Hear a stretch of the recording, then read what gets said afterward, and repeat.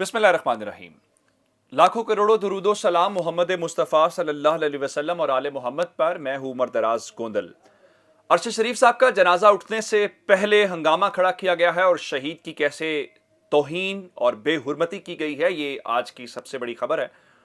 और शहीद की वालिदा ने किस तरह से कौम से अपील की है, ये मैं बड़ी तफसील के साथ चीज़ें आपके सामने रखना चाहता हूँ। आपने वीडियोस देखनी है। और एक बहादुर सहाफ़ी सिद्दीक जान ने कैसे तारीखी थप्पड़ रसीद किया फैसल वावड़ा को, ये तमाम डिटेल्स मैं आपके सामने रखूंगा। अरशद शरीफ साहब के कत्ल के मुतालिक अब तक जितनी खबरें आई, बहुत सारी खबरें हमें कहा गया कि नहीं देखिए हादसा हो गया है, मिस्टेकन आइडेंटिटी है, शनाख्त गलत है। मैंने आपके सामने तमाम चीज़ें वहां से लेके आया और मैंने कहा कि बच्चे के अगवा वाली झूठी खबर है, गाड़ी की खबर झूठी है। वहां पे वो कह रहे हैं कि पाकिस्तानी किलर स्क्वाड था, नैरोबी के साबिक गवर्नर ने बात कर दी है। इस तरह की बहुत सारी और बातें हमने सुनी। उसके बाद अब यहां पे एक बात तय हो गई है। यहां पे सबसे पहले शहबाज गिल ने एक ट्वीट किया था और शहबाज गिल साहब के ट्वीट के अंदर यह बात हुई थी कि उनको गोलियां मार के कत्ल करने के बाद यह ड्रामा किया गया है, जिसमें आप ये कह सकते हैं कि गाड़ी के ऊपर फायरिंग की गई। यहां तक लोगों ने कहा नहीं, ये थेरीज हैं, ये गलत बातें करें। आज ये इस्टेब्लिश हो गया है, रात को फैसल वावड़ा ने ये तस्लीम किया है कि जो शहीद अरशद शरीफ है, उनके कत्ल की साजिश पाकिस्तान के अंदर तैयार हुई है। चलें, आप ये तो मान गए कि हादसा नहीं है। ये बात सबसे पहले किसने की थी? ये बात अगर इस हवाले से आप देखें तो उनकी जो अहलिया हैं, उन्होंने जवेरिया ने कहा था कि ये असैसिनेशन है, मर्डर है। जरा मैं उनकी जबानी सुनाना चाहता हूं, दोबारा सुने।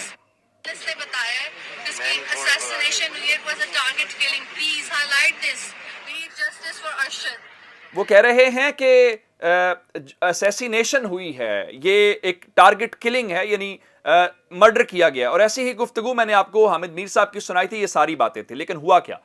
कल सबसे पहले आजम सवाती साहब ने वादा किया कि वो 2 नाम लेके आएंगे। वो उनके घर गए थे, उन्होंने क्या कहा, किन लोगों का हवाला दिया, जिसके बाद ये सारा खेल शुरू होता है। जरा सुनिएगा आजम सवाती साहब की जबानी, कौन लोग हैं, उनका ताल्लुक कहां से है, जरा सुन लें। इंशाल्लाह मैं 2 नाम बताऊंगा। उस वक्त तक मैं माफी चाहता हूं, इसलिए कि पूरी दुनिया आपके साथी को, हमारे साथी को, उसमें हम मसरूफ हैं। मैं नहीं चाहता कि ये हेडलाइन बने, लेकिन कल शाम तक इंशाल्लाह ताला मेरा वादा है आपसे कि मैं उन 2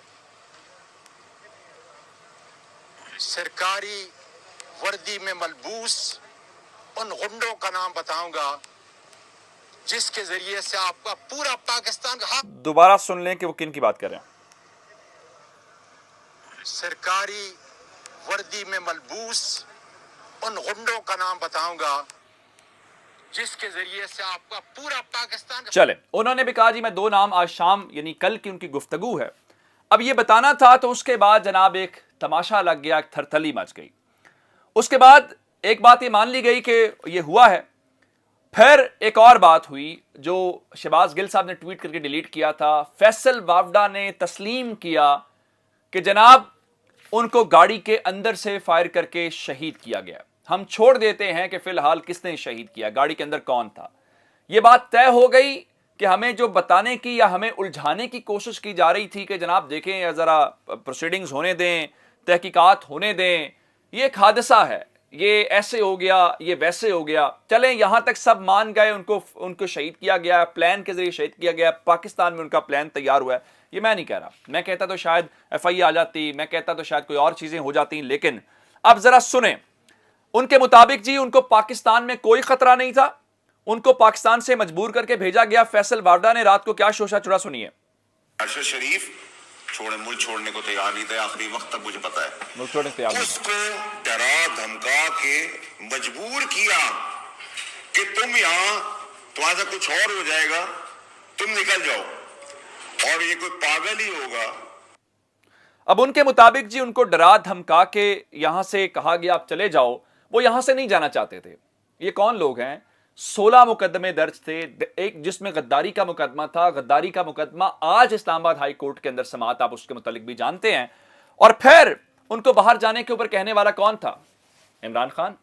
عمران خان نے کہا میرے پاس انفارمیشن تھی اور ارشد شریف کو اس بات کا علم تھا، اور اس کے بعد اس قسم کی چیزیں عمران ریاض نے اس کی تصدیق کی ہے، اس کے بعد مراد سعید نے کیا ہے۔ اچھا یہ کیا فرماتے ہیں؟ اس کا مطلب ہے کہ یہ کہہ رہے ہیں جناب ایک اور بات، خبر یہ ہے کہ دبئی سے ان کے اوپر دباؤ ڈالا گیا، جس کی کاشف عباسی نے اپنے شو کے اندر بات کی، ان کے وکیل نے بات کی۔ ان کے مطابق دبئی سے زبردستی نکالے جانے کی بات درست نہیں ہے۔ آپ ان کے قریب تھے یا ان کا وکیل قریب تھا؟ آپ ان کے قریب تھے یا کاشف عباسی ان کے زیادہ قریب تھا؟ اچھا اب یہ ساری باتیں وہ کہتے ہیں جی اسٹیبلشمنٹ پاگل بے وقوفی ہوگی جو یہ کرے گی، اسٹیبلشمنٹ کا اس سے کوئی تعلق نہیں ہے، اور اسٹیبلشمنٹ کا اور کیا کہتے ہیں ارشد شریف کا پازیٹیو تعلق تھا۔ سوال یہ پیدا ہوتا ہے کہ آپ اسٹیبلشمنٹ کے ترجمان کیسے ہو گئے؟ آپ اسٹیبلشمنٹ کے بہاف کے اوپر کیسے باتیں کر رہے ہیں؟ اور یہ پروسیڈنگز ہونے سے پہلے آپ وضاحت کیسے دے رہے ہیں؟ اور پھر وہ فرماتے ہیں کہ جناب ارشد شریف کے لیے جنہوں نے کینیا کا انتخاب کیا اصل میں وہ اس کے پیچھے ہیں۔ سوال یہ ہے کہ ان کو ملک سے جانے پہ مجبور کس نے کیا؟ اصل ان سے سوال ہونا چاہیے۔ اب یہ ساری باتیں کرنے کے بعد ان کا جی میرے پاس شواہد ہیں جو میں ISI اور MI کو دے سکتا ہوں، اس کے علاوہ مجھے کسی پہ اعتبار نہیں ہے۔ اور وہ فرما رہے تھے میں کسی کے باپ سے بھی نہیں ڈرتا، لیکن میں نام نہیں بتاؤں گا۔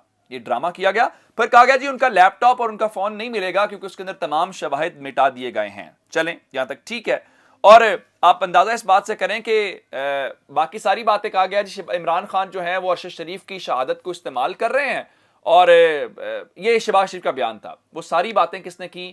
اس نے یہ جو شخص ہے اس نے کی۔ اس کے بعد پاکستان ٹیلی ویژن جو سرکاری ٹی وی چینل ہے، یہ وہ سرکاری ٹی وی چینل ہے جو اپوزیشن کا بائیکاٹ کرتا ہے۔ عمران خان نے سیلاب زدگان کے لیے ٹیلی تھون کی، نہیں دکھائی۔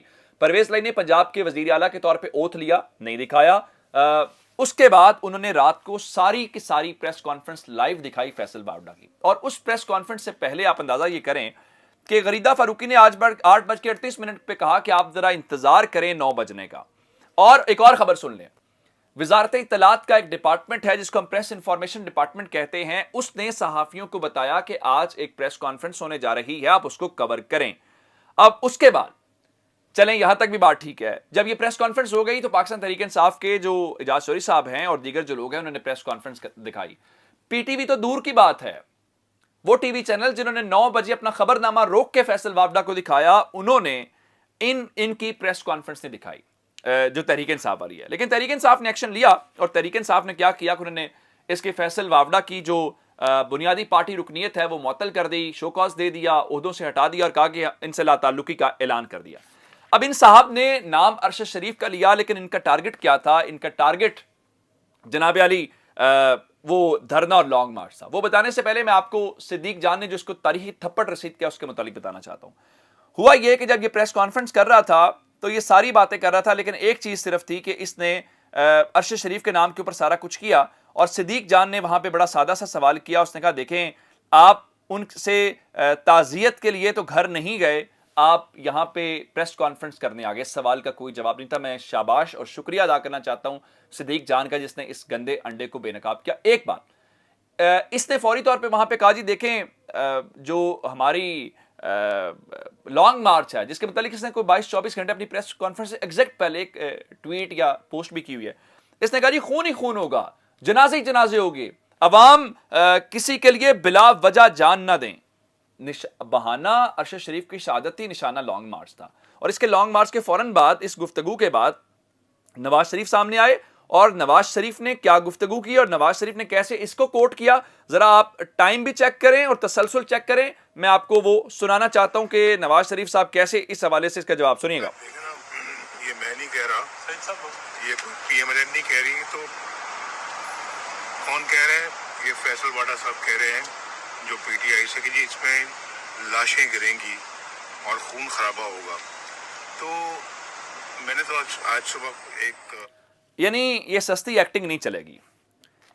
فیصل واوڈا کا قد جاوید ہاشمی سے بڑا نہیں ہے۔ جو لوگ اپنی قیادت کو خاص موقعوں پہ دھوکہ دیتے ہیں ان کے اچانک ضمیر جاگتے ہیں۔ پاکستان کے لوگ یہ فلمیں مسترد کر چکے ہیں۔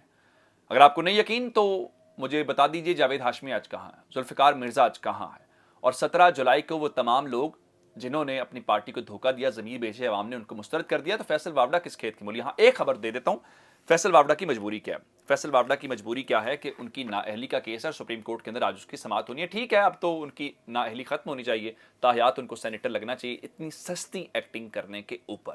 آگے چلیے، اب شہید کی والدہ نے قوم سے کیا اپیل کی ہے. شہید کی والدہ نے کہا ہے کہ وہ چاہتی ہیں کہ لوگ ان کے بیٹے پر جنازے پر جانے سے پہلے ان کے گھر تشریف لائیں اور ان بیٹے کے شایان شان جنازہ ہونا چاہیے، پھولوں سے لدا ہوا. میرا خیال ہے یہ ہم سب پہ، اور اس پہ مراد سعید نے ٹویٹ بھی کیا کہ ان کی والدہ کا بھی احترام کی اپیل ہے، ہم اس کو پورا کریں گے.